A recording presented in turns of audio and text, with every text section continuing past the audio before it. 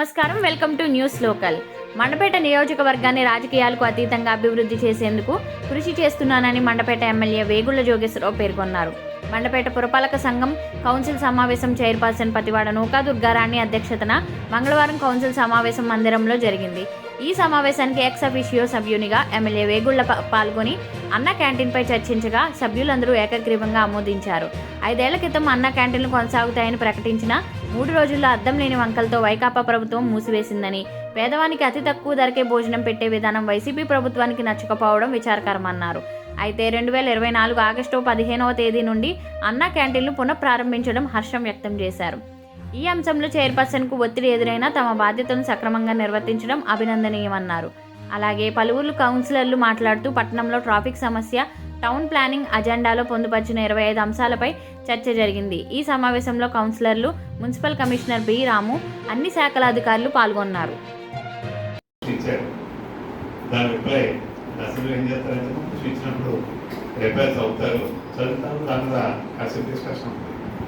అందులో భాగంగానే ఈ అడిగిన ఏంటంటే రాష్ట్రంలో ఉన్న అన్నా క్యాంటీన్ని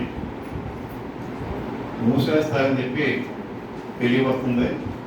అది కంటిన్యూ చేస్తున్నారా, ఆఫ్ చేస్తున్నారా అని చెప్పి ప్రశ్న. దానికి గౌరవ మంత్రి వర్యులు బొత్స సత్యనారాయణమూర్తి గారు, మున్సిపల్ శాఖ మంత్రులు చాలా చక్కగా సమాధానం ఇచ్చారు. రిటర్న్గా ముందు ఇచ్చారు, ఆఫ్ చేయడం లేదు అని చెప్పించారు.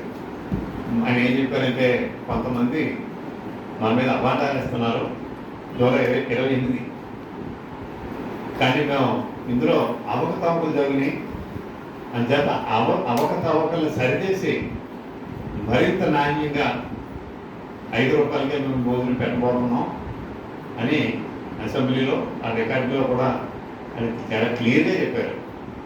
విచిత్రం ఏంటంటే ఆగస్టు 1 చూస్తే 3 days మధ్య టైం గ్యాప్. అసెంబ్లీ ఆఖరి రోజు జూలై 28 ఆ వేళ క్వశ్చన్ ఆన్సర్లో రిప్లై ఇచ్చి 3వ రోజునే మూసేశారు. అంటే పేదవారికి మరి అతి తక్కువ ధరకే భోజనం పెట్టే విధానం మరి ఆనాటి ప్రభుత్వాన్ని నచ్చక మరి చాలా దారుణంగా దాన్ని ఆఫ్ చేయడం.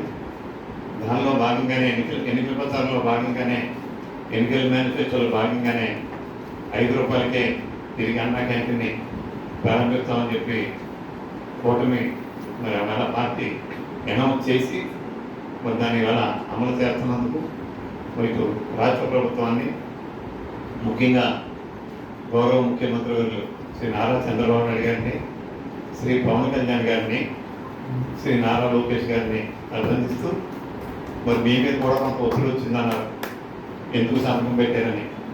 కానీ రూల్స్ తెలియనటువంటి కొంతమంది వ్యక్తులు రకరకాలుగా మాట్లాడుతూ ఉంటారు. ఈవేళ ఒక ఎక్స్ మున్సిపల్ చైర్పర్సన్గా నాకు కూడా దీని మీద పూర్తి నాలెడ్జ్ ఉంది. ఏ అంశమైనా కూడా చైర్పర్సన్గా తీసుకురావడానికి ఎంత రైట్ ఉందో దాని మీద ఏమన్నా ఇష్టం లేకపోయినా, రూల్స్ వ్యతిరేకమున్నా కమిషనర్ నోట్ పెడతారు కింద. ఆ నోట్తో సహా కౌన్సిల్ ఏజెండా వస్తుంది. అదేవిధంగా సేమ్ రైటు మున్సిపల్ కమిషనర్ గారు కూడా ఏ అంశమైనా కూడా మరి మన గౌరవ కౌన్సిల్ దృష్టికి తీసుకొచ్చే రైట్ ఉంది. యాక్ట్లో చాలా క్లియర్గా ఉంది. దానిపైన కూడా చైర్పర్సన్ గారు మామూలు పెట్టచ్చు, లేకపోతే కింద నోట్ పెట్టచ్చు.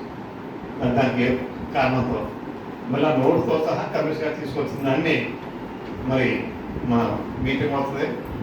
దాన్ని ఆమోదించకపోవడం అనేది మన కౌన్సిల్ మెజార్టీ బట్టి పోతే తప్ప యాక్ట్ ప్రకారం కానీ ఎవరైనా తీసుకోవచ్చు. ఏదైనా మీరు కూడా దీని కౌన్సిల్ వెంటనే తీసుకొచ్చినందుకు మిమ్మల్ని కూడా మనసారా అభినందిస్తాం. 2 మనకి కాంట్రాక్ట్ వచ్చి ఇంకా కొన్ని వాటికి ఎక్విప్మెంట్స్ బిల్డింగ్ దానికి రిజిస్ట్రేషన్ నెంబర్స్ రావాలి సార్. మనకి అది కూడా రిజిస్ట్రేషన్ ప్రక్రియ జరుగుతుంది సార్. చేయలేదు సార్, అంటే వచ్చి పెట్టారు సార్. రిజిస్ట్రేషన్ నెంబర్లు ఇచ్చిన తర్వాత మనకి హ్యాండ్ చేస్తున్నాం. గవర్నమెంట్ వచ్చినాయి సార్.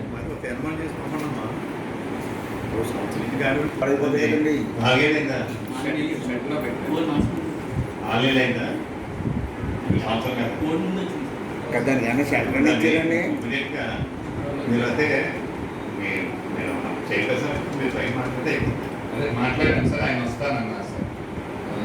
ఒకటి ఆయన వస్తానన్నా, రెండు మన డ్రైవర్స్ని ఆర్టీఓకి రాశాను సార్. మళ్ళీ రైల్వే కావాలా ఎస్ సార్. అదో నాకు ఎందుకు ఏం సార్?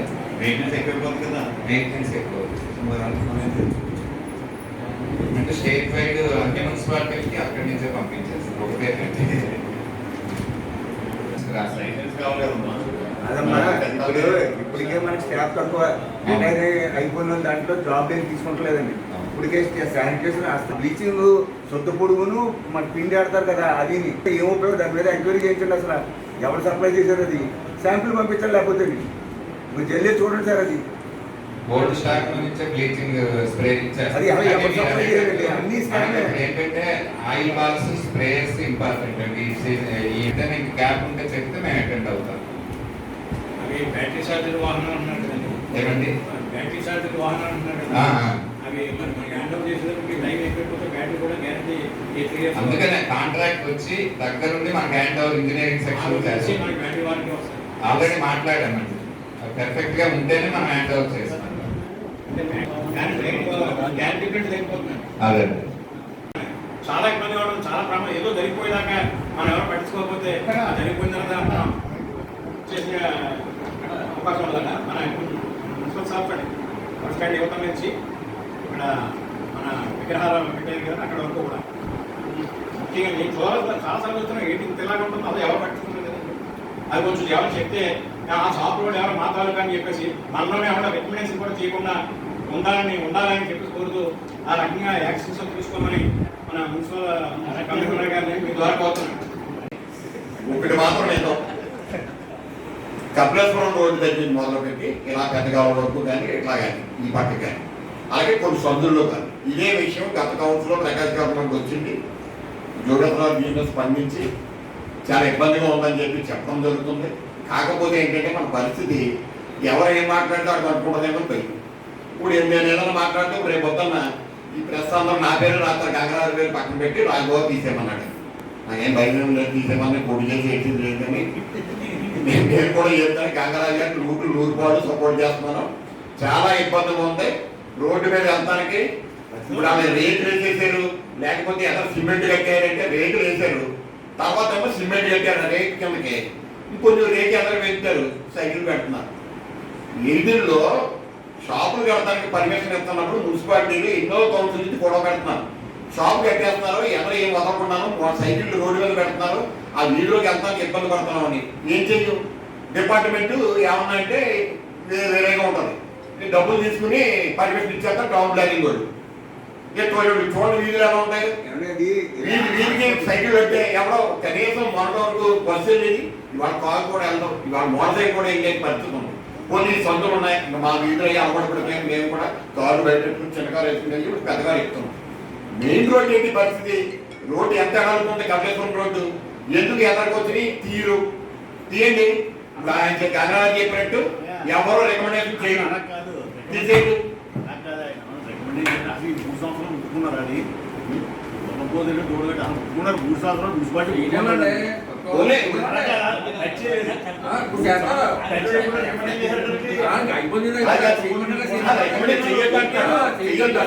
మున్సిపాలిటీ కావాలి గుడ్ విలాక్షన్ అంటే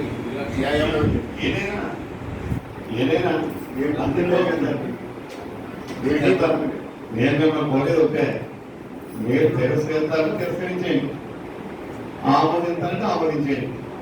ఇందులో వాయిదా ఉంది, నువ్వు ఓకే చెప్పేస్తుందా? ఎటువంటి ఎంక్వైరీ లేవు, క్లియర్గా చెప్పాం. ఆ 5 సంవత్సరాలు ఎందుకు మార్చారు, ఇప్పుడు ఎందుకు మార్చకూడదు అంతే లేదు. మీరు డైరెక్ట్ క్వశ్చన్ ఎందుకు దీంట్లో మతాల ఏం లేదండి. నమస్కారం అమ్మా. అమ్మా మీ ఇష్టం అమ్మ, మీకు రైట్ ఉంది కానీ మీకు రైట్ ఉంది కానీ 10 నెలల అమౌంట్ ఎప్పుడు చదివి చెప్పింది.